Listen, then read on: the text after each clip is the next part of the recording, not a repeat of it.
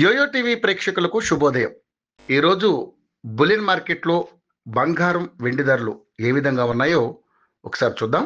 బంగారం ధరలు ఊహించని విధంగా కొప్పుకొలుతున్నాయి.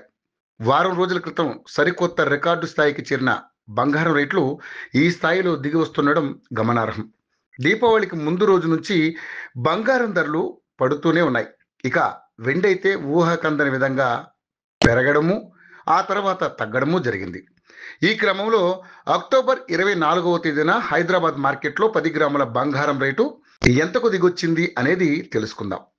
హైదరాబాద్ మార్కెట్లో బంగారం ధరలు వరుసగా 7వ రోజు తగ్గాయి. 24 క్యారెట్ల ప్యూర్ బంగారం రేటు వారం రోజుల్లో ఏకంగా 8,000 వరకు తగ్గింది. ఇవాళ ఒక్కరోజు చూసుకుంటే 10 గ్రాములపై 810 మేర పెరిగింది.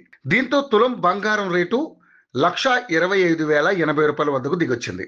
ఇక 22 క్యారెట్ల ఆభరణాల బంగారం ధర వారం రోజులో 7,000 వరకు తగ్గింది. ఇవాళ ఒక్కరోజు 750 రూపాయలు తగ్గడం వల్ల 10 గ్రాముల పసిడి 1,14,650 వద్దకు చేరుకుంది.